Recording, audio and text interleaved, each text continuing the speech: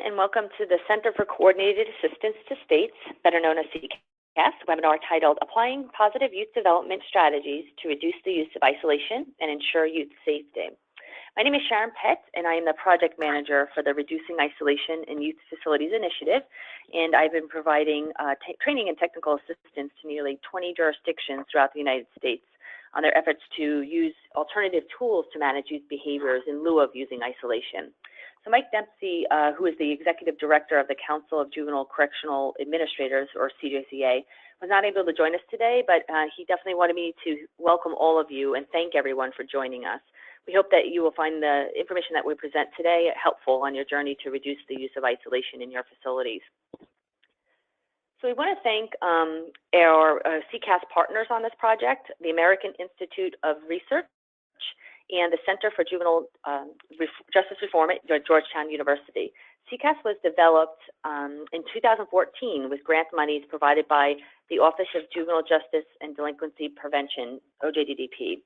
The purpose of the center is to assess the need for and coordinate the training and technical assistance to jurisdictions throughout the United States.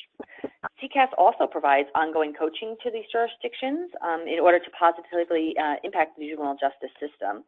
Without CCAS and our partners, this webinar just would not be possible, so thank you. And assisting us in producing this webinar is Brendan Donahue, who is the Technology Manager for Performance-Based Standards Learning Institute. So thank you, Brendan, for your support. So just wanted to let folks know that this webinar is being recorded, and a link to the audio recording and the PowerPoint presentation will be sent to all the webinar participants shortly after the webinar. So I want to introduce the presenters for today's program. We have Shannon Myrick, who is the Development Implementation Manager for the Oregon Youth Authority, and she is being joined by Ruth Ravesi, who is the Deputy Commissioner for Operations at the Massachusetts Department of Youth Services. So today's objectives are to understand the basic tenets of positive youth development, to understand adolescent brain development, to understand the critical role of the staff-to-youth relationship in preventing the use of isolation, and to provide you with concrete strategies for helping staff feel confident and capable of managing negative youth behaviors without using isolation, and to provide steps to consider when implementing strategies to change facility and/or agency culture toward using alternative tools. So I'd like to turn it over to Shannon to kind of get us started here. Shannon, the floor is yours. Thank you, Sharon. It's nice to be here with everyone today, and I wanted to give just a couple of minutes to talking about positive youth development just very generally as a concept. It's grounded clearly in decades of research. Most of the research you might have heard of through 4-H, plenty of information from the Search Institute about what positive youth development is. But essentially, it requires an approach where we're working with young people that focuses on their development, not just their problems or their deficits, and a comprehensive way of thinking about the development of adolescents and actually what supports them in developing healthfully. I want to pause for a moment, Sharon, because I'm not sure that I can control the slides. Okay. There you go. Thank you. Great. So thinking about positive youth development as a framework for supporting youth and sort of reaching their best selves and achieving the developmental tasks that we know all developing adolescents require.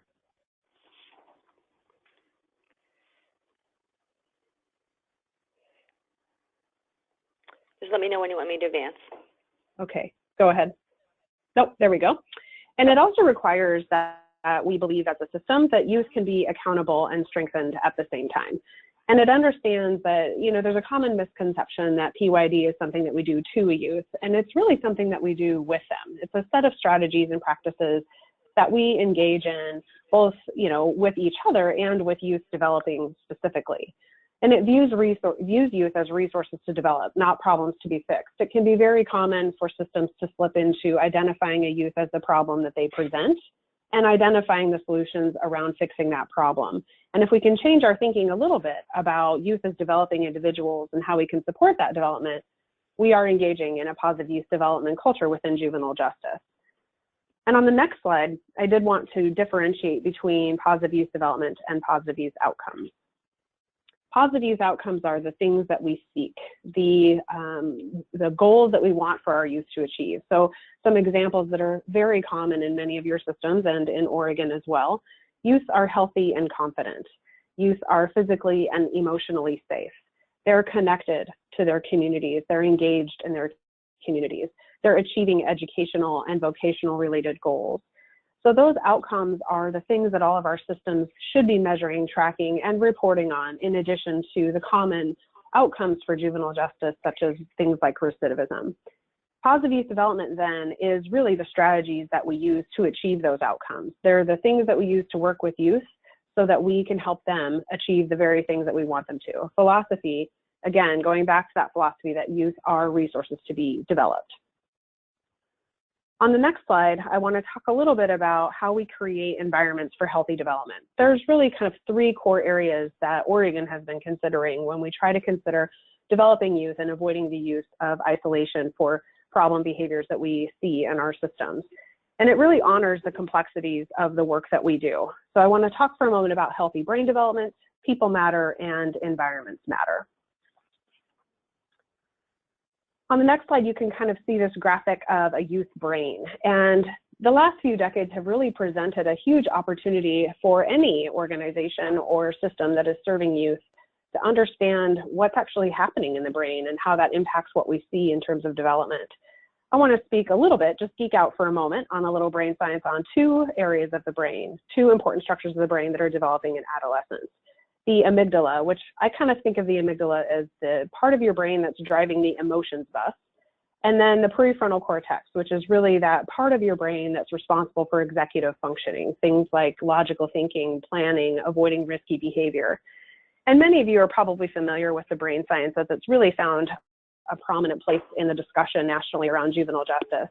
But the interesting part of a teen brain is that that amygdala develops far before that prefrontal cortex. And so the moments where we find ourselves asking a youth, what were you thinking and how could you have responded in this emotional way, it very well may be because they weren't thinking as well as we wanted them to be thinking. On the next slide, I want to talk a little bit about complex trauma, which really honors another level of complexity for the youth who are coming into the juvenile justice system. A brief definition of complex trauma is that it's exposure to traumatic stressors at any age or at a time which compromises an adolescent or a child's secure attachment with their caregivers. And it has a significant impact on our ability to self-regulate emotions when we are exposed to significant amounts of complex trauma. And what the literature will tell us is that that exposure to complex trauma naturally increases the risk of delinquency. So it shouldn't be surprising on our next slide when we look at the effects of complex trauma on adolescent behavior, that exposure to complex trauma increases the very things that we see in the youth that find themselves engaging in behaviors that result in isolation. It increases their stress reactivity in an adolescent. So adolescents are already a little bit more reactive to emotional situations because of what's happening naturally in their brain development. But the exposure to complex trauma does increase their reactivity and response to stress, commonly thought of as fight or flight responses. It also increases anger and impulsivity. And at the same time of increasing these sorts of troubling behaviors, we also see a reduction in a youth's ability to actually inhibit those reactions and engage in problem solving. So they're almost missing out on the ability to self-regulate when they're in those emotional places as a consequence of being exposed to that complex trauma. On the next slide, I want to talk a little bit about how people matter. And the research is very clear that humans need connection in order to develop. And as a system, we start thinking about what's the importance and value of relationships between staff and youth in helping to facilitate that development. And I'll define in just a few moments actually what caring and supportive relationships means. But what we know is that helps build resiliency in kids. It helps give them the opportunity to develop those problem-solving skills and emotion regulation strategies that I mentioned on the previous slide. Those social supports help us build our strengths, where we start to have experiences that teach our brain how to respond a little bit differently. And that of course, helps us to feel valued as individuals, and that's where growth occurs. On the next slide, I wanted to mention a couple of the developmental tasks that are happening for teens and young adults that are in our systems. And this is, again, going back to Erik Erikson's work on psychosocial developmental tasks. And for kids, they're forming an identity. They're developing a sense of self and autonomy. They're wanting to explore who they are, make their own decisions, and experience the consequences of those decisions. And they're also developing attachments and intimate relationships. So if we think about this from an intervention perspective, our jobs really become how to help them develop and identify and create healthy relationships with adults and each other, while also experiencing a positive, healthy sense of self-identity, where they're able to regulate their own behavior in ways that are pro-social and positive, since presumably the great majority of their experiences prior to coming into the juvenile justice system have not supported that healthy adjustment. On the next slide, I wanted to point out what's happening for us as adults. So Erik Erikson will argue that we have these social tasks that we face throughout our entire lives. And it's important when we think about our part of a relationship to also remember that there are things that we are experiencing as adults working in these systems. So we are too developing attachments and intimate relationships and focused on productivity, personal growth. Perhaps you're finding yourself in a situation where you're thinking about your career, where you'd like to take it, the developing life of your family, your partner, your children. If we think about ourselves all as developing, we start to see that we are, parallel. There's a parallel process for all of us. We might just be focusing on slightly different tasks. And that brings me to my next conversation, which is the lenses that we take about others. Jeff Butts is the author of an article that many of you have probably been familiar with called Positive Youth Justice. And it's around framing interventions for youth who come into the juvenile justice system using the principles of positive human development. And he asks us to think about our lenses. He argues, he and his colleagues argue that sometimes in a traditional system, we might find ourselves looking at youth as victims or looking at youth as villains. And he encourages us to look at youth as resources. And so what does that mean for us when we're taking a look at youth as resources? And on the next few slides, I'll talk a little bit about what each of those are. But if we're looking at a youth as a resource, we're starting to get a bigger picture. We're widening that lens. If we're taking a victim lens, we might be attributing that troubling behavior to an underlying disturbance. So perhaps something that's fundamentally different about that youth in terms of their psychological and emotional makeup. And Butts and his colleagues will say that if that is our lens, that drives how we approach therapy, that drives how we approach treatment, and it determines what our interventions, our primary interventions will be. And in this case, believing that the problem behavior is because something is wrong with you, then my job is to help you fix that with therapy, treatment, and the primary strategy becomes therapeutic intervention. On the next slide, perhaps very common in a juvenile correctional world, we get the villain lens, which tends to argue that people behave negatively because of their impulsivity, a lack of behavioral self-control, or not having experienced the consequences of their behavior. You might view those individuals as fundamentally different, bad seeds, wanting to cause harm.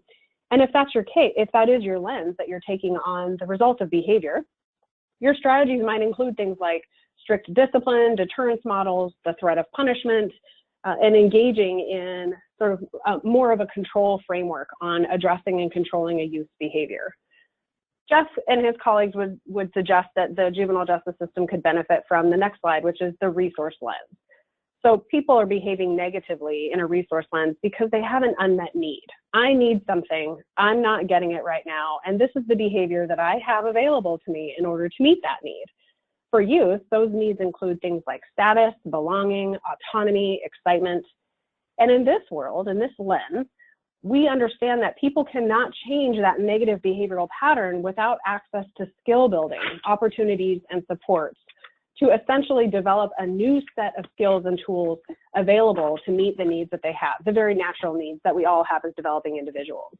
And in this case, our primary strategy for working with youth focuses on skill development, attachment, and belonging. On my next slide, I wanted to talk a little bit about the environment. So we've talked about what's happening for the developing teen in terms of their brain.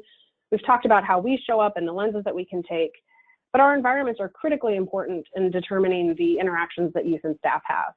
And I can relate a lot to this slide as an adult. If I am in an environment where I have a lot of stress, I don't have very much control, if any control, over what's happening to me, and I don't have someone who's invested in helping me get a solution or caring about what's happening for me, I'm not in a good place. And I tend to be a little bit more emotional than I would be logical or in problem-solving mode. Well, our youth are really no different. So if our environments that we are working with these youth in are characterized by high stress, not having reasonable choices, not feeling like they have adults in their environment that are supportive for them, they're living in that amygdala land, as I like to call it, and we're reinforcing that natural emotional response and moving away from a response that might allow us to tap into the developing problem-solving skills and executive functioning. And on my next slide, if a youth environment is lower stress, where they have an opportunity to have a decision or a voice, or be a part of a decision-making process for a larger decision or a larger community, if they have opportunities to engage and to experiment with that autonomy seeking and that leadership that they might be wanting to develop, and they do feel cared for and supported, those are opportunities to practice the very skills that we want them to practice that will likely keep them out of engaging in behaviors that result in isolation. So in this case, they're able to use the frontal lobe. They're able to think about things from a different perspective and not be as emotionally reactive as they naturally have a tendency to be. On my next slide, I wanted to talk a little bit about the typical response for behaviors that tend to trigger things like an isolation placement and youth who have a developing brain, who are likely exposed to complex trauma throughout their lives and who are living in environments that are much, much different than they might have had if they were at home. And our traditional methods in juvenile justice can be thought of as kind of power, assertion, and control. And that's a good thing. We want to have safety and security. We want to have control of the environment. We want to make sure everyone is safe and that youth are not hurting themselves or other individuals. The way that we do that matters. If our traditional method is to gain more control and more assertion via things like isolation, we may actually be impacting that emotional response, which in many cases for youth is that stress, fear, fight or flight response. So on this slide, as you can see, the more that I start to increase my desire to gain control and assertion over you, the more I might be increasing your stress response. Well, control is important and we want to have that safety. If we're mindful about the strategies that we use to get there, perhaps we can reduce that emotional response for kids and then thus reduce our use of isolation for those kids. And we'll talk a little bit more about that later in the webinar for some specific strategies. On my next slide, I kind of want to remind everyone that when we see youth as resources, our primary strategies become skill development, attachment, and engagement. What is it that's driving this behavior? What is the unmet need? How can I work with this youth to develop a skill that they might need to better handle themselves, to better manage their behavior? How do I get them attached? And how do I get them engaged? You can kind of think about it on the next slide as creating a brain gym. So what are the environments that are going to support us getting into the frontal lobe of that developing teen brain and relying less on the emotional response that's characterized by the amygdala? How do we provide in our day-to-day work opportunities for youth to get that development that they may not be getting elsewhere? And at this point, I will turn it over to Ruth to talk a little bit about some of the day-to-day strategies. Thank you. Thank you, Shannon. So given that safety and security is essential in caring for young people in a confined setting, we really want to talk a little bit about building on what Shannon said, is when young people and staff feel emotionally and psychologically safe and secure, they may show less anxiety or stress. They may have a greater understanding of what's happening. They may feel like there's a two-way communication going on, and they may be more able to express their own emotions or ideas without fear of retaliation, so that you have a more realistic picture of how they view their world. On the next slide, I'm going to give some examples about balancing safety and security in our system. So over the years, we have moved to a system where the behavior management system is a balance of accountability and incentive. Our system is based on the clinical programming of dialectical behavioral therapy, trying to teach kids emotional regulation, distress tolerance, and then moving into improving their social relationships with others. So our direct care staff are really an important element of that. It is not just a clinical intervention. All of our staff understand the language and the purpose of DBT, and they use it in their individual conversations with young people. They also sit in on some of the clinical groups where we practice the skills, and they help young people. There's usually some homework the way we have implemented DBT, so you know, kids thinking about, just as an example, an opportunity they had to use emotional regulation or whatever. So it isn't really complicated. It is, you know, comprehensive, but it's important that all the components of the program understand that. On the next slide.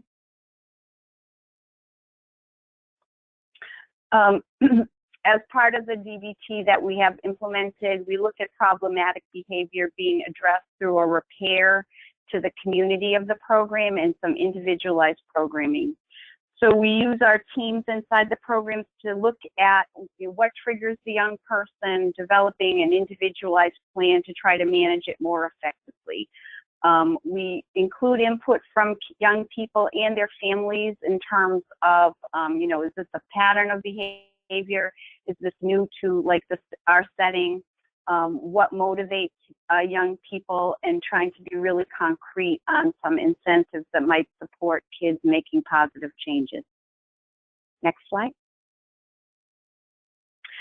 We try to build on the community meeting to bring young people and staff together to discuss concerns. We try to be really faithful to a weekly community meeting where the program leadership, the young people and staff are there, and we try to create a space where kids can bring up their concerns and staff can do that as well. We try to look at our own behavior through the fairness, the idea of fairness, like, does our behavior seem fair? Is there a logical explanation for decisions we make, how we treat young people?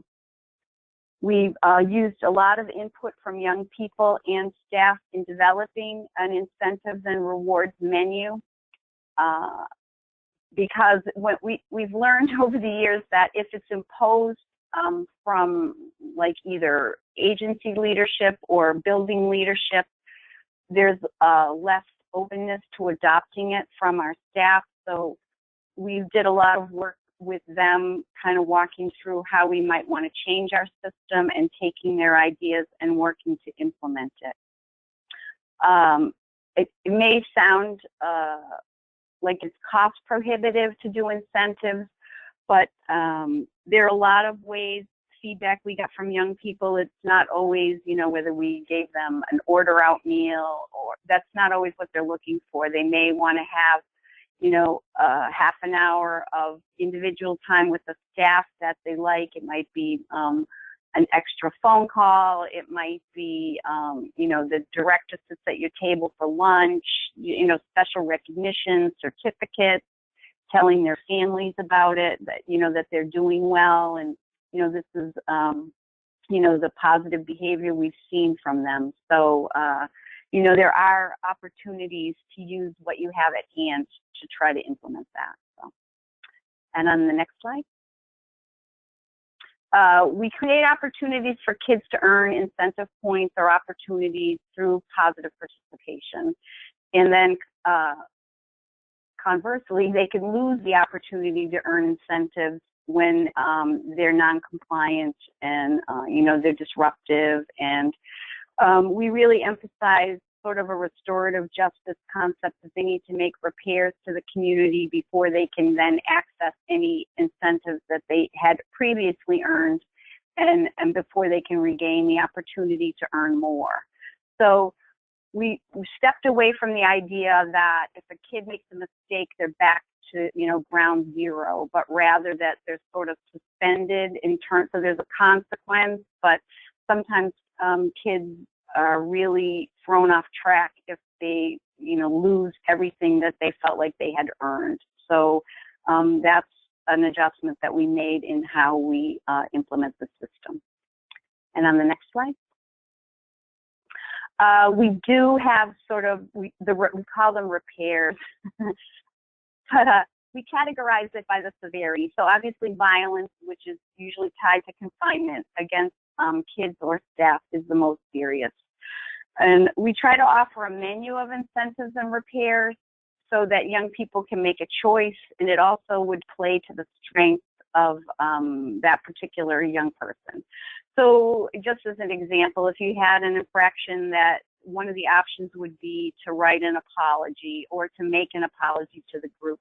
If a young person doesn't like to write or, is uncomfortable speaking in the group, there would be, other things they might be able to do. They might be able to do chores. They might be able to have a special assignment. We're trying to offer them different options for that. We have a lot of exercises and things that kids do. And for young people that are involved in very serious or violent events, we mobilize a group in the program to do an incident response hearing, and we bring in some of our senior administrators to sit down with the young person. There's sometimes the option for the young person to be charged with an assault. For the young people that are in our system as post-adjudication, we control release, and so we use an extension of time as a consequence for that, which has an impact that can be seen with young people. On the next slide.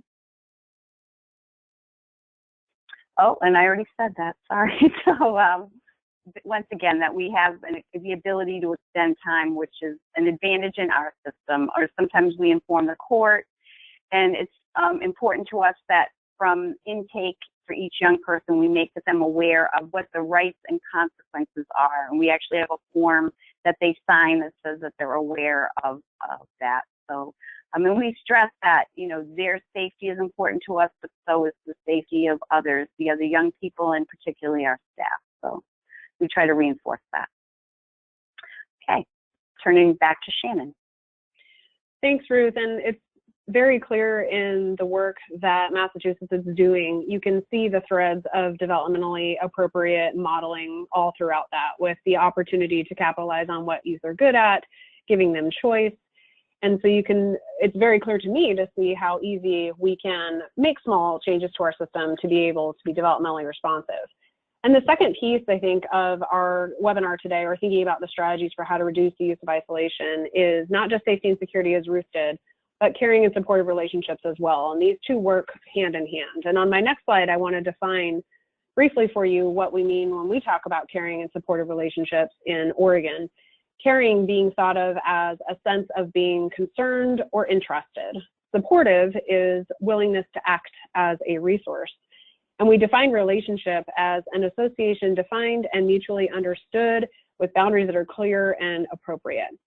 So in this case, it's really around, I'm here to be a resource to you, and I am invested in your success, and this is what you can expect from me and what I can expect from you. And it sets a very clear set of ways of interacting that are actually reinforcing of safety and security, because when those relationships are strong and there's trust characterized by that relationship, safety and security can be a natural it's a natural support for safety and security, I should say. On the next slide, when we talk about how do you achieve these caring and supportive relationships, and how do you know you're in a caring and supportive relationship, it's typically characterized by things like honest and authentic interactions. And that means something slightly different to each person, but when you've had a conversation with someone and you just kind of didn't feel like it was genuine, that emotion that you have. And so just being who you are and being very truthful to the extent that you can in the nature of our work can help support youth in feeling like they have that relationship with you. A second characterization of caring and supportive relationships is focused on meeting people where they are. And this gets said a lot too. And I think it's just important to remember that it's where you are today, not where I want you to be, not where I think you should be, but where are you today, and what is it that I can provide in terms of opportunities and supports for you to get to the next developmental place that we want you to be and that they may want to be. And the third characterization of caring and supportive relationships is clear and consistent communication that's meaningful, that's supportive, that's direct. On the next few slides, I want to talk about strategies for supporting development in ways that will help impact the behaviors that usually lead to youth being placed in isolation. And so if we recognize that there are some behaviors that are related to attachment and relationships, that some of the youth who come into our system have a difficult time developing strong and healthy attachments. They have difficulty controlling and expressing their own emotions, and they have difficulty with friendships, and we all know very clearly can have difficulty with authority figures. So what are some things that staff can do? What are some ways in which we can support youth in developing out of those negative behaviors and into more developmentally healthy behaviors. We can start by being very clear in learning, supporting them in learning their characteristics of a healthy relationship. Something as simple as labeling the emotions that they're experiencing and giving them strategies to regulate those emotions, and establishing opportunities to develop trust with other individuals, peers, and presumably authority figures and parents alike. On the next slide, thinking about what's happening for the body and brain for kids. So we've talked a lot in this webinar already about brain development. If we recognize that trauma experiences and high stress experience could impair that natural development or delay that natural development, if we remember that body responses that they may be having as an individual in a new setting, they could be hypersensitive to those experiences. And they may be experiencing chronic physical discomfort or pain as a result of trauma and stress without even really being aware that their level of pain isn't typical. So how do we respond as a system and a staff to what's happening for the body and brain of these kids? Well, we can work on paraphrasing each other's responses for clarity and communication. You can never assume that what you said is what was heard. And so how do we engage in bidirectional communication, which I think is very common in the modality that Massachusetts uses with DBT. Encouraging youth to engage in body scanning, to get in touch with how are you feeling? What does your body feel like today? Where do you feel tension? And that's a nice segue into training on meditation and mindfulness, which is obviously a unique experience for each individual and can be accessed by nearly everyone in almost any place. On the next slide, when we talk about the emotional responses that kids might be experiencing when they're engaging in these types of behaviors, they may be completely unpredictable or explosive, triggered from the smallest thing to the largest thing. They could show a wide variety of emotional responses, including sadness or anger, and they could become easily overwhelmed. And in these cases, staff can use strategies where they're teaching youth how to self-soothe. They have to be able to develop the ability to regulate those emotions. Emotions are part of being human. They certainly won't go away. And one of the gifts that we can give developmentally is educating and teaching and supporting kids in regulating their own emotional responses. And that does involve allowing those emotions to get high every now and again and to get a little intense every now and again so that there's the opportunity to practice those self-soothing skills and regulate themselves on their own. And another way that staff can support youth is in teaching them about stress management. How do you make a list? How do you take a few deep breaths? How do you focus on one thing at a time? And these are strategies that we can actually use for our staff in their tendency to get emotionally responsive and stressed in the nature of their work as well. On my next slide, when we talk about youth being easily triggered, having poor self-regulation, a lot of times that can appear oppositional or just completely detached, and reminding ourselves that those responses may actually be some of what we call the faces of fear in that trauma response. And we know that those things can lead to an increase in high-risk behavior. And some of the ways that staff can support youth in better controlling and managing those things is to raise their own awareness of what triggers them. So what bothers you? How do you respond when you experience that, young person? And how can I help you identify ways for you to create healthy boundaries with those things or people that trigger you? Again, going back to those emotion regulation skills and allowing youth to explore how they can regulate and sort of self-soothe in those emotional moments. Strategies to communicate when they're on emotion overload. And there's lots of great resources out there from a number of different youth service organizations, taking 5 minutes, taking 5 breaths, or something called flipping the lid, which is a hand-based model of the brain, and just really being able to use language to say, I have had enough and I need some support. And the last one, cause and effect of individual behavior through hypothetical scenarios and role plays, just walking through it when emotions are not high. And there's a real benefit to doing that from a brain development perspective, because when we are in our emotional response mode, we have less opportunity to use the great advantages of that frontal lobe with critically thinking and problem solving. And so the more that we can engage in role playing when youth are not emotionally elevated, the more likely we are to help develop those skills in the long run. Cognition, on the next slide, we see that youth have problems with their thinking, reasoning, and problem solving. They might struggle to anticipate the future or even the consequences of a risky choice that they're about to make. We need to remember that many of them may just be focused on their basic survival or what they feel is a safety violation, despite the fact that they may be safe, they may not be feeling safe, and they may experience difficulty sustaining attention. The more that staff can engage in activities that are balanced in planning and active participation, where kids have an opportunity to see the planning behind it and to experience how to get from point A to point B, and then actually participate in the activity. Gradual increases in time required to focus. Some kids may only be able to give you 15 minutes of sustained time, and how do we get them from 15 to 20 to 30 and so on? And again, going back to those opportunities for hypothetical thinking. So we have a problem, how might we solve it? And getting them engaged in using those strategies that are naturally developing as a consequence of being an adolescent. Another set of behaviors that we can focus on supporting development around is self-concept and future orientation. So many youth who are in these situations may lack self-worth, they may lack hope for their future, and they may feel that they're not in control. And again, hope and having a hopeful future is one of the benefits, or I would say one of the major opportunities that's afforded by adolescents is, what do I want to be and how do I want to get there? So activities that staff can use to build self-efficacy and self-esteem in youth and gives them a sense of control over their own lives and ownership of their own behavior. Self-care skills that will bring a sense of value and pride to oneself, reasonable goals, and again, that sense of purpose, and identifying, you know, what do I have control over and what don't I have control over, and how can I control and work towards the optimal ways of engaging in my life within the things that I can control.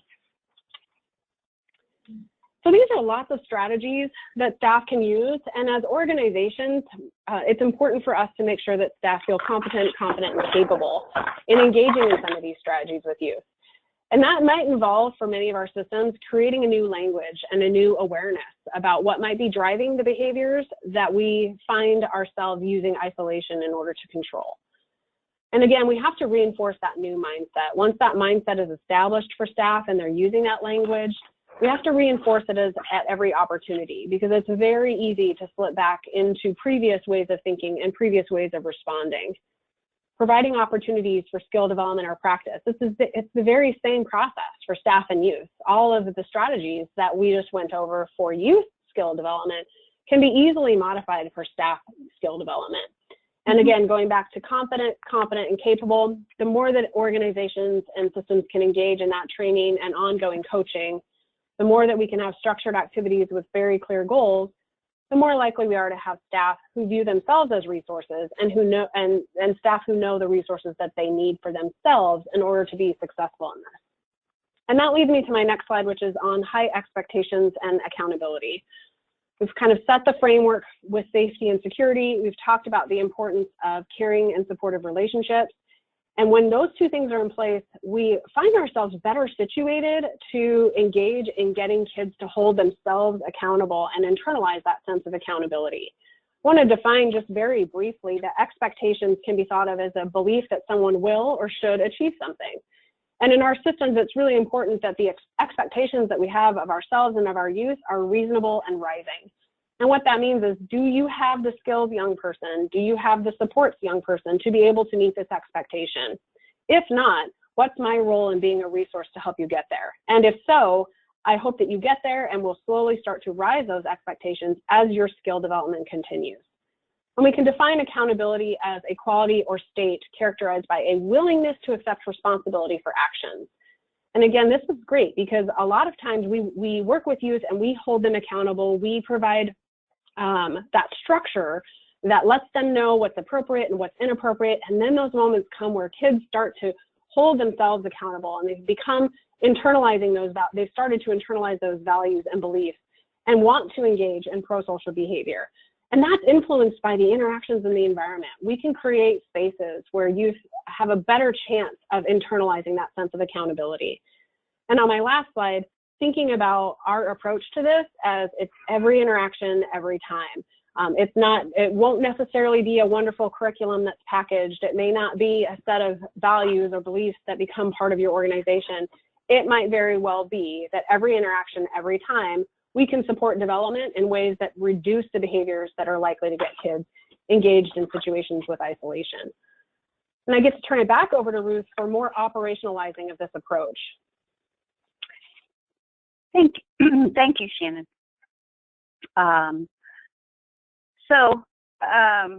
I know that many of the questions that the participants had were around how do you actually do this inside most of them are secure facilities. So we have worked towards youth engagement in programming. So kids who are idle, kids who are bored, kids who are stimulated by the environment itself.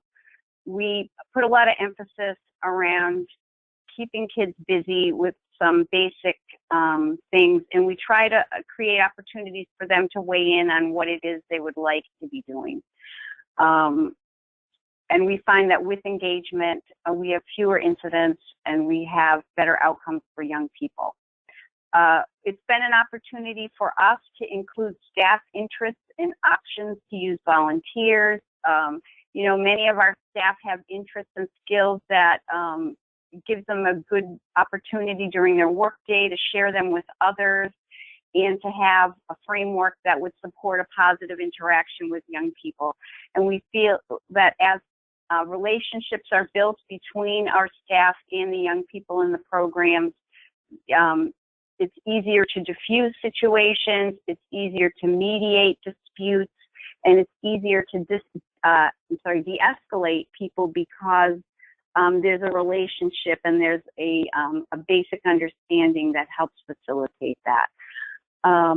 One of the things we note about the young people we're working with is that they don't have a very large view of their world, and they have not had a lot of typical experiences that other young people might have had in their community. So we're trying to offer them, you know, creative writing and exposure to different cultural opportunities and educational experiences, and we're trying to frame a different future for them, that we see them potentially having a life that does not involve matriculating to the adult prison facility. So, you know, trying to message that hope that Shannon talked about, and the idea that we believe they can be successful, I think helps us to build relationships. And on the next slide. So we have focused more and more on what outcomes we're working towards, both as an agency and for our young people. We're really committed to an incentive-based behavior management system. We do use DBT, as I referenced, as a skill development for youth. We have had an independent evaluation of that for about 100 of our young people exiting our long-term secure programs, which was very favorable. Kids talked about using the skills out in the community, so it's not just a clinical intervention that they participate because we make them. They find that it has transferable skills to the community, which was encouraging. We do see that some young people need an individual response to their behavior, so we focus some time and resources on understanding what triggers a young person. We try to manage the various gang relationships that we have to do in our facilities with, you know, intakes and discharges and admissions, and we try to be planful and mediate things as it happens. We do use this individual service plan, which highlights points around what are triggers, what would be the consequence for this young person, is there an incentive that they might be motivated to work towards if they, you know, meet the goals that we set for them. We try to make it very incremental so kids can understand it. We put a lot of time and energy into our release from confinement strategy. So at its most basic, sometimes our staff are like, well, they're in their room confined and then they're out and there isn't a consequence. And we really try to get into the nuance of just because they're not confined doesn't mean that they need to have access to all of the resources that we offer and all the activities. You know, there are natural consequences for your behavior, and you need to acknowledge that. We clearly emphasize our staff's role as advocates for young people, and as mentors and coaches, probably more than sort of a correctional approach in terms of controlling behavior. Although obviously we need to have a safe and secure environment. So that has become, it's historically been part of our system, but has really become front and center as an excellent tool for working with young people. And on my next slide. So we're emphasizing how to develop appropriate relationships between adults and young people. On one end of the spectrum, you have people, adults who have boundary concerns with young people and they're oversharing, and then others that are kind of closed off to having a relationship at all with the young person. They just see themselves more as an authority figure. So we're really trying to help people understand what it is that we're looking for and what we think would be effective. You know, we do training around boundaries. We try to cover that in supervision. We do have the ability in our facilities to have video, and so we'll review incidents and talk to people about what happened and try to understand, you know, how limits were set. You know, is there inconsistency between different staff working on the same shift that would contribute, you know, to the kid getting a mixed message, and then he reacts to it, and then you have a problem. So we're really working on how do we have authentic conversations, as Shannon referenced, and genuine, meaningful conversations between adults and young people. And on the next slide. We've been looking at some material from the Search Institute, because when we're trying to help staff kind of define for themselves what their role is, so we kind of like this framework, so I'm sharing it. It's not mine. But, so what contributes to positive connections? That we are able to express care and concern, and Shannon referenced that earlier. You know, do we genuinely care about the well-being of these young people, and we hope that they have a better outcome? Are we willing to spend time with them? Do we show some interest and are dependable? So that we say what we do and do what we say. You know, and, you know, for our staff, we're like, you know, say good morning to the kid and ask how his day is, or how was school today if you come in on second shift. You know, how did your phone call go? I mean, we really are trying to coach people on a basic sort of measured but concerned approach with young people. Challenging their growth, because challenging growth says that you see the potential in the young person. So we need to hold young people accountable for their behavior and to do it consistently. And, you know, sometimes staff are reluctant to do that because they know that it might result in a restraint and the potential for injury for either themselves or the young person. And, you know, a lot of that is about sort of the situational awareness and monitoring how things are going. But you can't, you know, if you set a limit, you have to be able to either negotiate something or, you know, fully enforce it depending on the situation.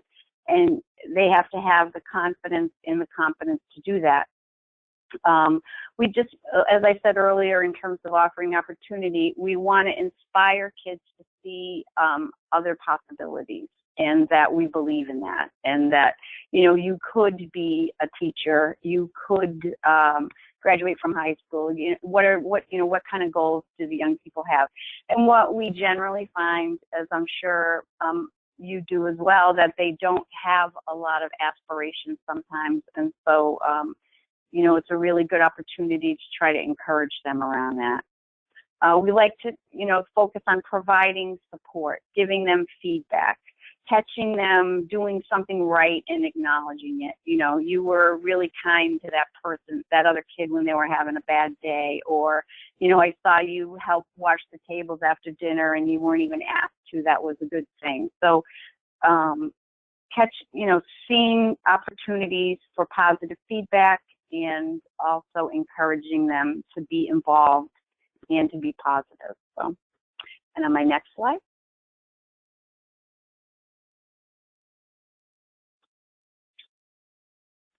Sharing power, and this is a very complicated thing to do in a secure facility, but we have to acknowledge the power that we have. It really comes in around how they perceive us as being fair. You know, do they understand the rules? Are we applying the rules consistently? Do we solicit their opinions? Do we respond to what they need? Are we adults who are collaborating with them, including them in decision making at an appropriate level? So, you know, in some of our longer term programs, we have youth councils where the program leadership would consult with kids about certain things, or if we're going to maybe change a rule, what do the kids think about it? Even in our, you know, like detention programs where kids are there for a short amount of time potentially, and we don't necessarily have long-term relationships with them, asking them, you know, what is the activity for tonight? You know, we have some control over our food, so asking the kids, you know, what's your view of these meals? Is there a meal you'd like to eliminate or add a different one? And, you know, work with the kitchen about whether that's possible. So, you know, there are opportunities. What should the bullet board in the classroom be? What is their input? That, you know, if you look carefully, you can create opportunities for them to have a voice and potentially to positively participate in that kind of a process. And we're also really always looking for opportunities to expand, like I said, their vision. Connect them to other opportunities and people, help them explore skills, ideas. You know, even though these are contained institutions, you know, when people come in to speak about their work, we will have people in different careers come in and talk to the kids about what, you know, how they got into this particular path and what kind of training was necessary, and, you know, how much money do they earn from this, so that the young person can sort of measure that against their own interests and think, well, that might be something I like to do.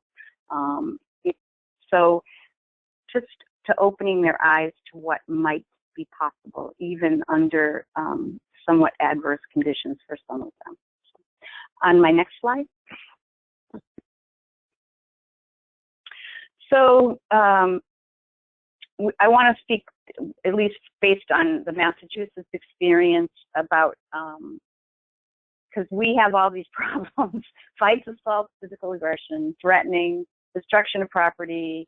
How do we do a cooling off period, and what's our consequence for a rule violation? So hopefully I have some helpful thoughts to provide you.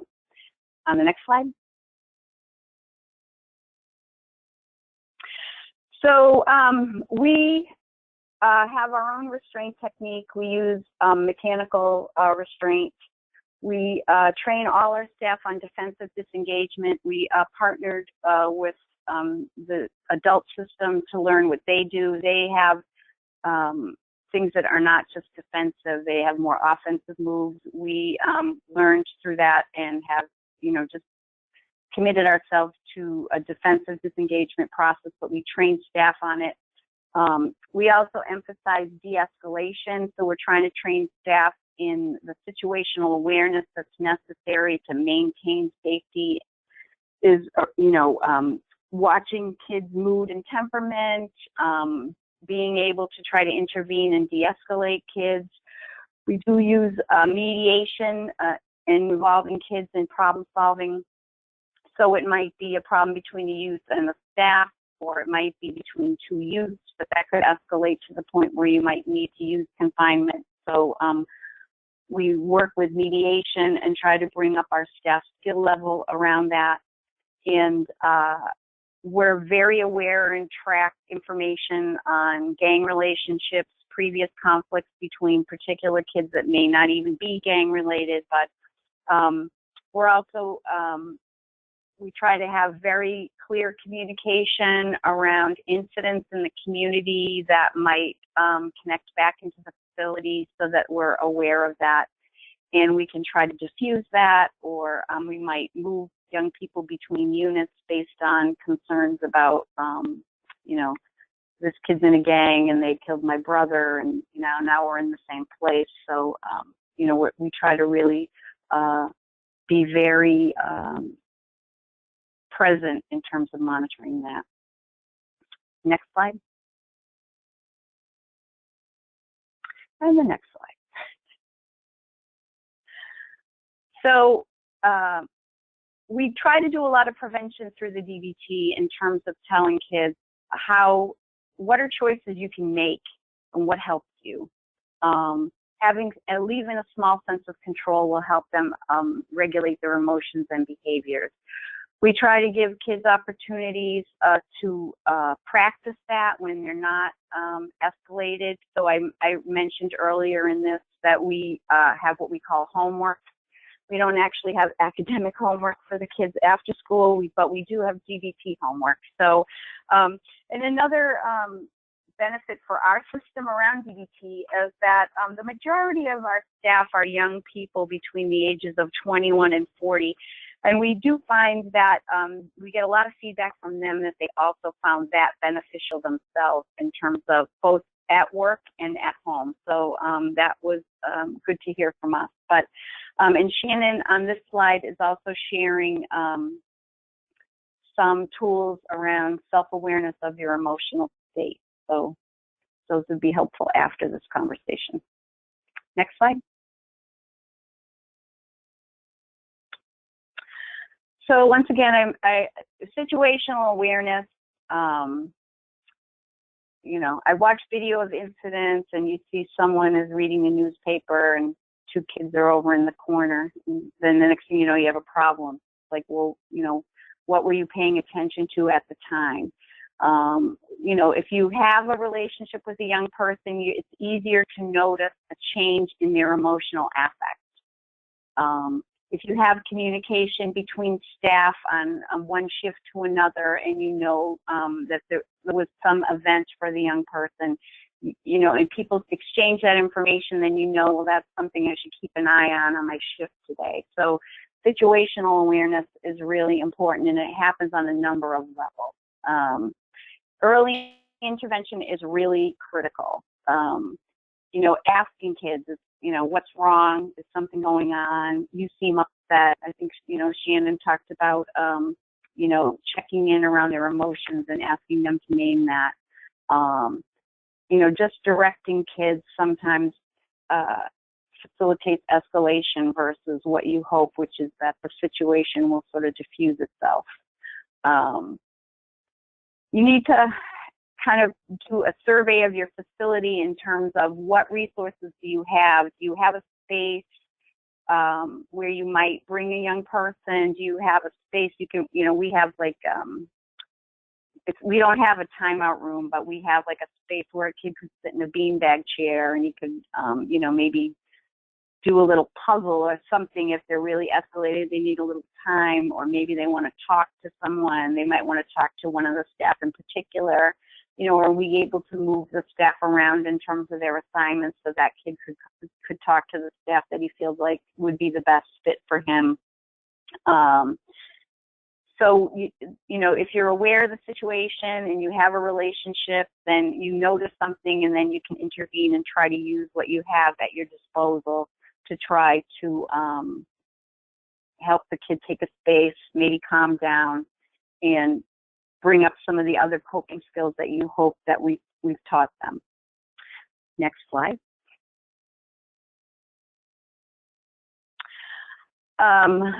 Verbal de-escalation is just a really essential skill. It doesn't, you know, it's fairly simple to learn and has a lot of application. If you know them, you know, you can remind them, well, you were practicing, you know, the Teflon mind, DBT, or whatever it is. You say, don't you remember we learned that in group last week? So that's one of the advantages for Massachusetts, in that the staff sit in the group, and so they hear the information. And so then when they're with a young person and they're escalating, you can remind them about some of the skills that they learned. We tried, based on the space available, if the kid will not kind of move off to a private place where he can talk to staff, we might move the group away from them to kind of prevent other kids from getting involved. Sometimes kids escalate simply because there's an audience.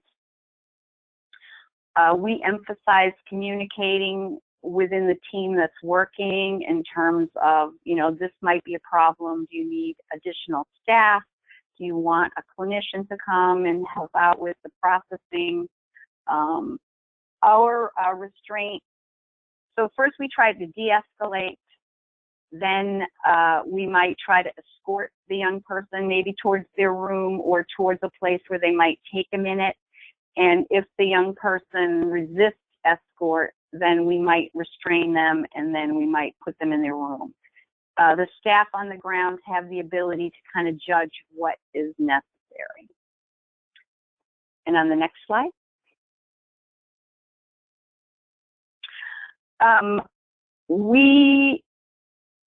Our policy is that a young person stays in confinement only as long as necessary for safety and security. We allow the supervisor to make the decision to put the young person in confinement and to release them. If a young person is in confinement for over a set period, an hour, typically the time frame, then we have a system of oversight involving the leadership chain until it kind of gets to the top if it was for a really extensive period of time. But we try not to second guess our staff in review about why did you put the kid in his room. But, we try to see it as a teachable moment and, processing with the staff afterwards about, was there anything else we could have done? And usually there isn't. And so then you can reinforce them that, yes, that was the way to go and we understand and support that. We do have some guidelines for release, kind of an outline for people to work through with the young person, because that's always a really vulnerable moment. You have a kid who was in a fight, and they're very agitated, two of them, and you put them in their room, and the kids know the policy as well as we do. And then they're like, oh, I'm all good now. I can get out of my room. And, staff are suspect because it's like those two are just, punching each other, pretty severely, and now they say they're good. So they have, the ability to process with the kid, talk to them, kind of test the sincerity of their statements and make some decisions about who goes where in the program, what happens.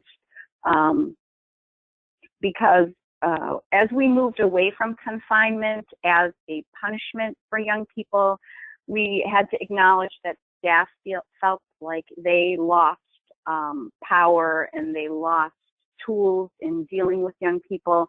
And so it's been really important for us to, be available to discuss and to not completely micromanage decisions that they're making on the floor every day. But we emphasize that a release from confinement does not mean you immediately get to go back to the group and that, you're fully restored to any privileges that you had before you went in.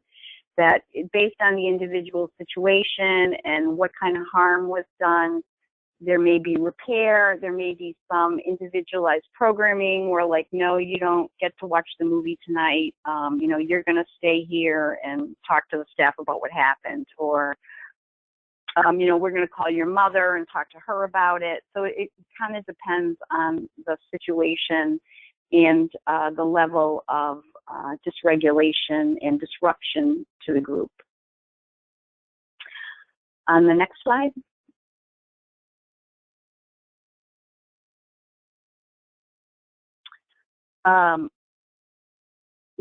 So when we're processing with a young person, we're going to talk to them about what happened, and process why we felt we needed to do this.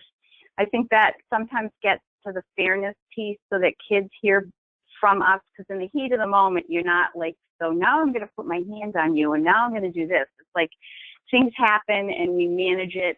But then we need to kind of process with the kid about, well, we did this because, and this is why, and and the kid can say how he perceived the event, and then we can try to kind of move forward with,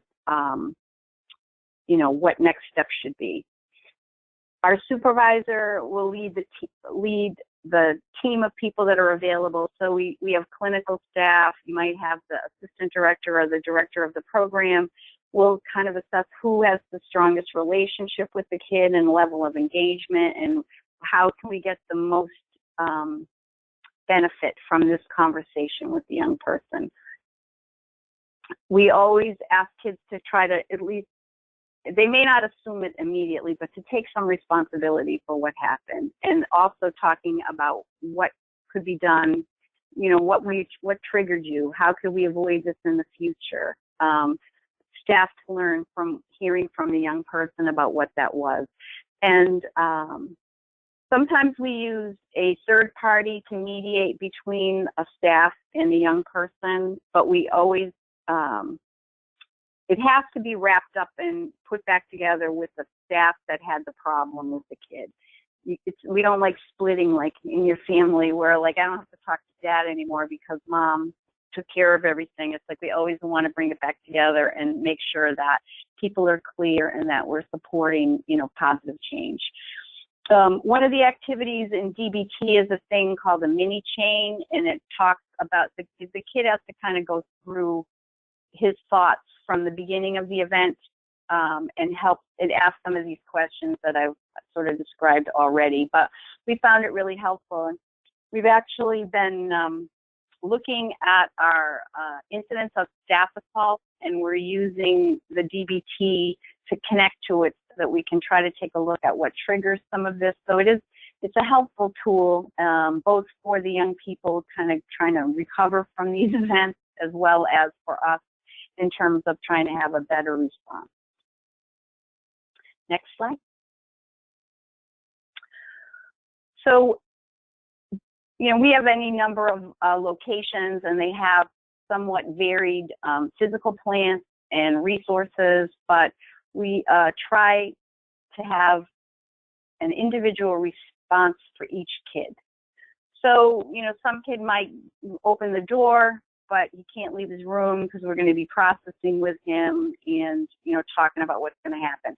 We have clinical staff on duty in the programs, and they may be involved, or like I said, the assistant director may come. We do contract for safety. So if a kid has an issue with another kid, we would try to get them both to commit in an authentic way to a more peaceful response to one another. If they refuse to do that, then we would keep them separated from one another and probably from the rest of the group as a consequence for the event. And I realize that takes resources and creativity, and, you know, sometimes that's really a strain for us because you really, you know, we're not resourced to run like 4 different programs at one time, and we also don't have the space for it. But so we may have the kid come out of his room but not join the group. And we use mediation, as I said. But, you know, it's an individualized response. And it may seem like a large investment of time and resources, but when it comes to trying to maintain a safe environment, I would consider it a good investment, because if we have relationships with the young people, and if they have some basic level of trust, and that they see that we are trying to be fair, then we have more credibility and we have more impact. So, next slide. This is a slide that will show, and you guys can all see it. So the red line on the bottom is our youth unsolved staff assault, which for us is really key. It's for our staff. We want them to be safe. We need to have a full complement of employees on duty. We want them to like their work and not feel like they're risking life and limb every day that they come to work. So we have not used confinement as a punishment since, I don't know, 2007 or something. So I guess what I would say, which I hope is encouraging to some of you, is that we haven't seen a huge increase. The trend line is pretty steady now. We're always trying to lower that. And then the green line shows our confinement, and the blue line shows restraints. So the trend line is a little bit down for both of those.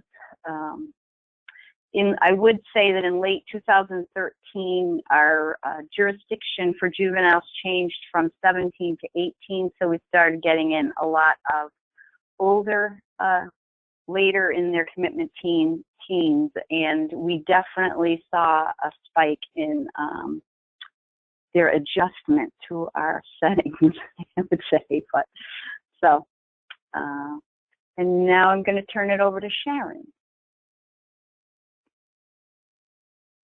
Oh no, is this me? I'm sorry. I'm a bad presenter. Next slide, please.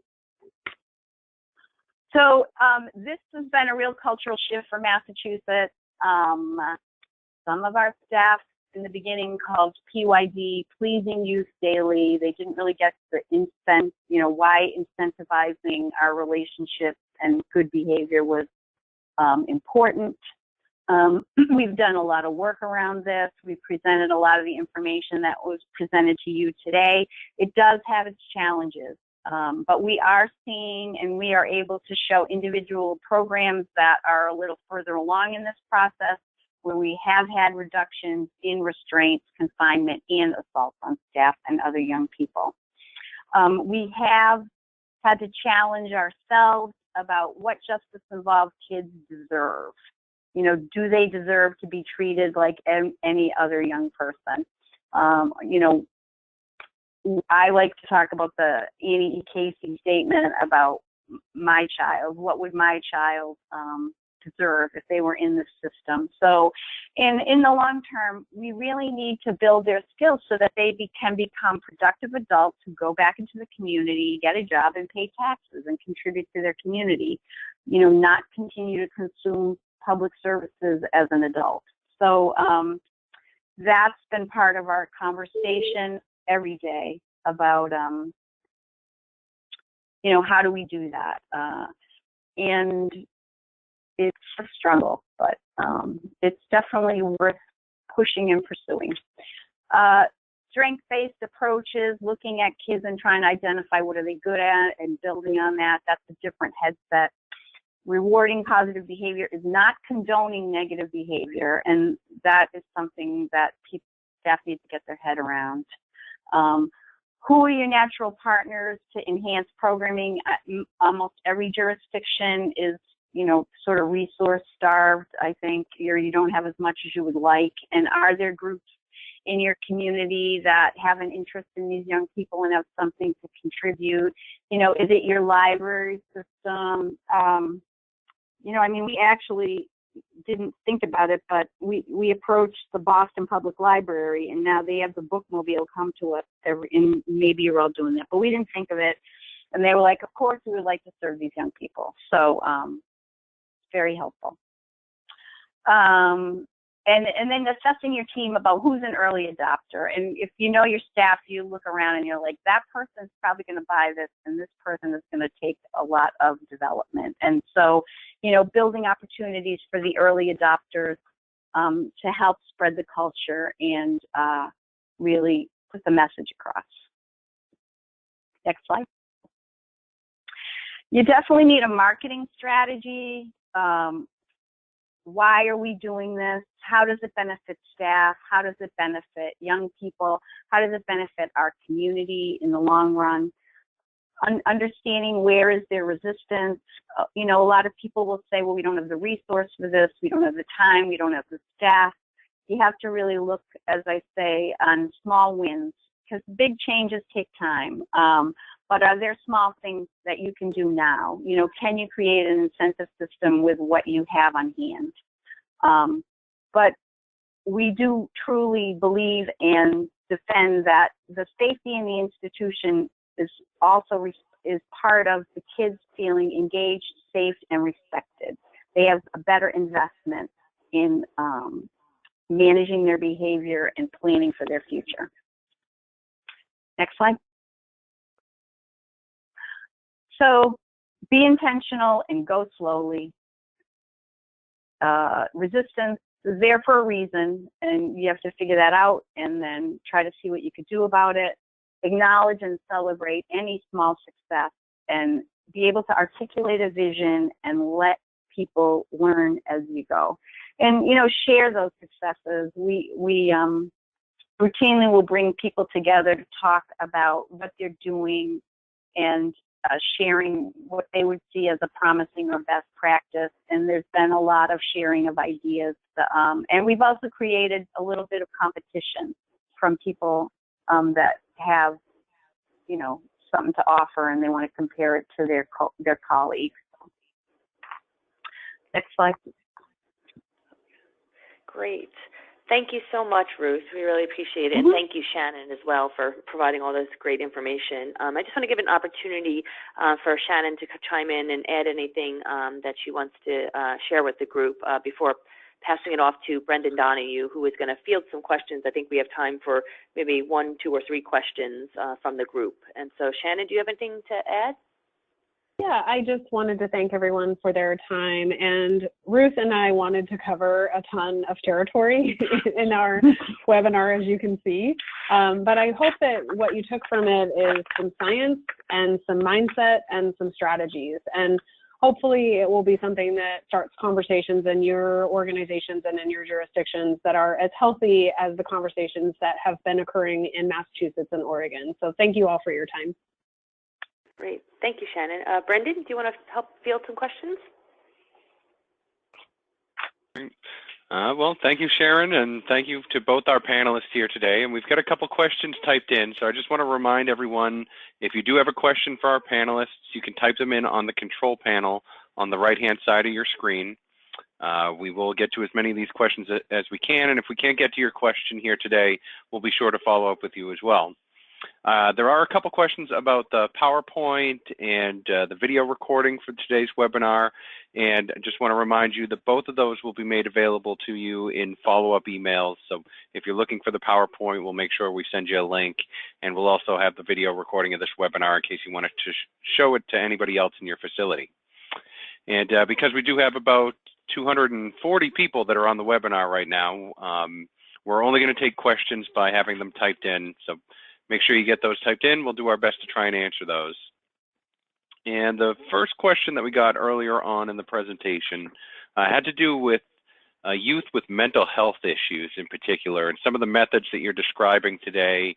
How do you adapt some of that for a population, for a person in your population who might have mental health issues? So how do some of the things that we talked about in as quick as we can sense, how would you apply some of these to youth with mental health issues? And maybe, Shannon, how about I start with you?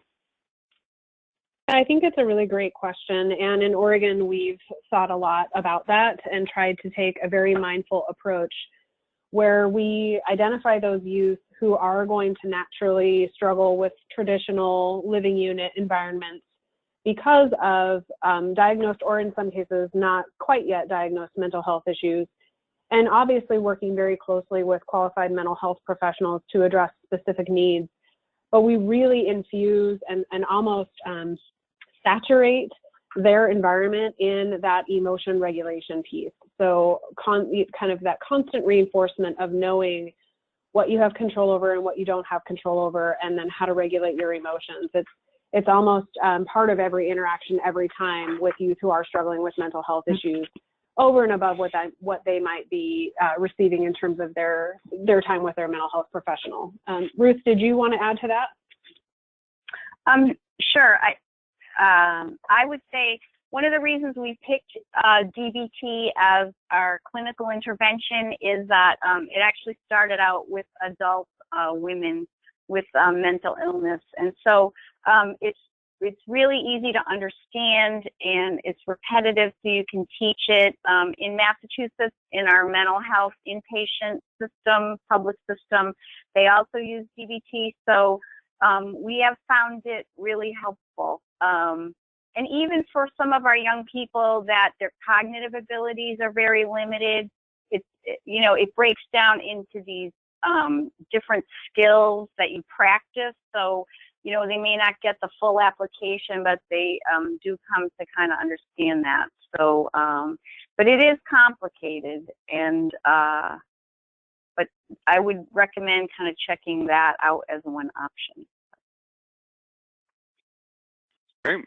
Well, thank you both, and appreciate the quick answer there. And I've got a couple questions to go around sort of your specifics and your definitions of confinement. So one of the questions I got was, what amount of time is considered confinement in your facility? So I think what they're asking there is, you know, is there a certain point where you start collecting that confinement information? Is it after so many minutes?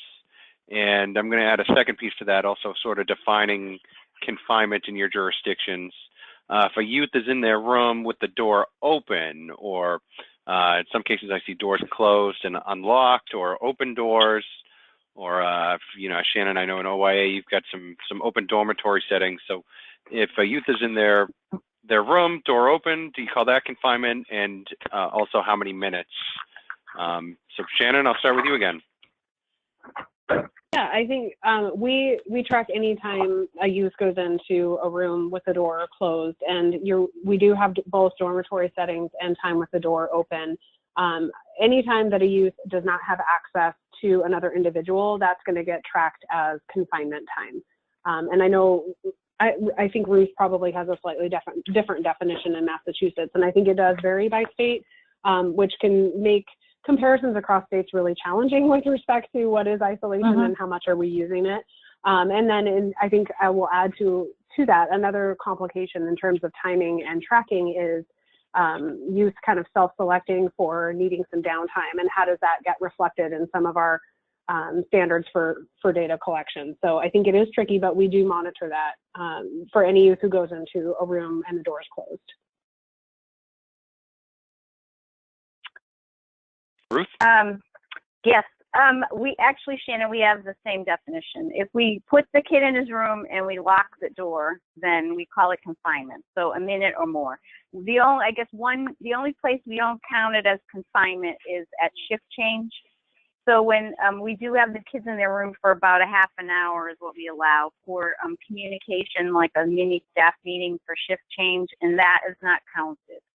But anything for the individual young person, we do count, and we also report it. There's a report that comes out every morning about confinement and gives an explanation.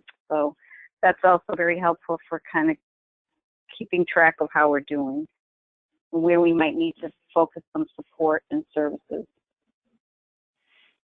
Thank you both. And Shannon, you mentioned state to state, it kind of varies in sometimes how the definition, or I know we've got some county-run facilities that are on the webinar today. So what we're calling that definition of confinement can vary a lot. And it also helps both of your jurisdictions are participating in performance-based standards, which also helps set sort of a national uniform definition for collecting and reporting isolation and room confinement events. So since that's where I'm employed, I figured I should mention that for just a minute. And so let me see. I didn't see it mentioned in the slides anywhere, but I've got a question about PBIS. And do either of you participate in PBIS? Or familiar with the actions or philosophy is PBIS? I'm familiar with it, and it's not something that we systematically have as part of what OYA does. Certainly our partners in the schools that operate in our facilities may have a more strategic approach for that, but it is not something that Oregon has an implementation around.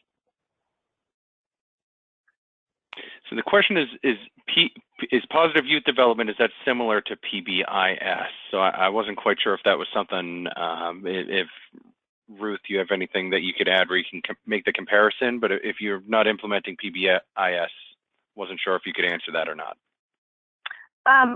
Like Shannon, I'm familiar with PBIS, positive-based incentive system.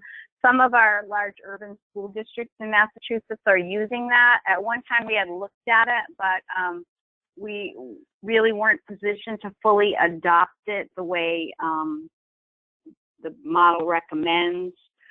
Because my understanding is that you're in a school and every single adult is trained in PBIS, like your maintenance person, your kitchen staff.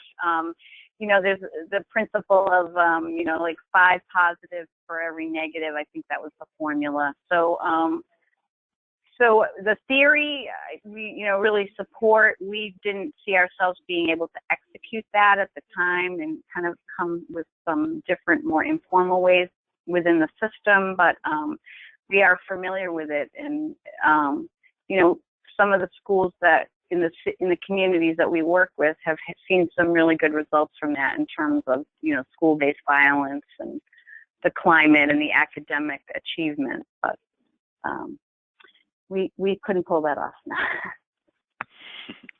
No, I appreciate you, and hopefully that helps answer the question that was out there. So I want to try and answer this one, which is what other resources or training could we look into for this youth development approach for our team here? And I always see this craving for more training and information, especially after we have a webinar that has as much information crammed into a short amount of time as this one. So now that we've got what we learned here today, are there any other places that you recommend the people on the line go to next?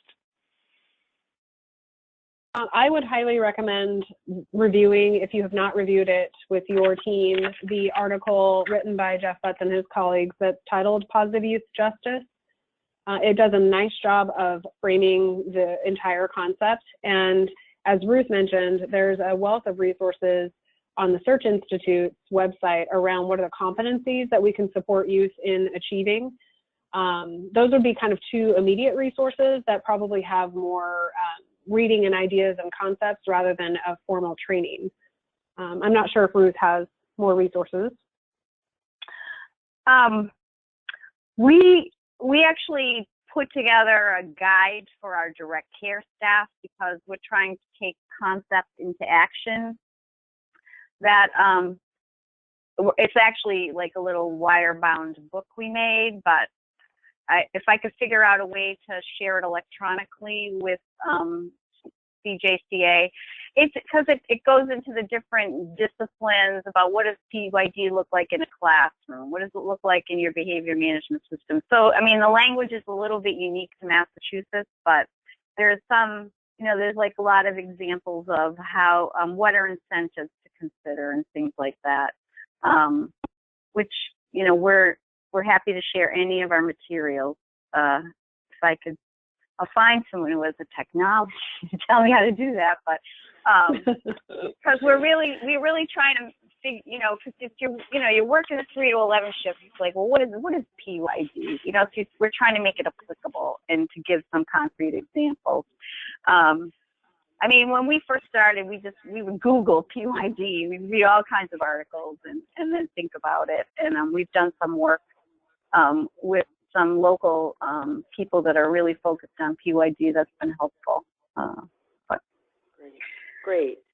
Thank you, Ruth, and thank you, Shannon. Again, we're running out of time here. We have about a minute and a half, so I think that we should bring this to a close. Appreciate Brendan for helping us with the questions. And again, if you have any more questions, feel free to shoot me an email, and hopefully we can get those answered. Because I know there's a lot more questions than we were able to answer today. So, but thank you again to Ruth and Shannon. You did a great job presenting, and thank you overall just for supporting the other jurisdictions, in these efforts to reduce the use of isolation. So that concludes our program. Again, as Brendan said, we will be sending out a link and the PowerPoint presentation for today's webinar shortly following the conclusion of this program.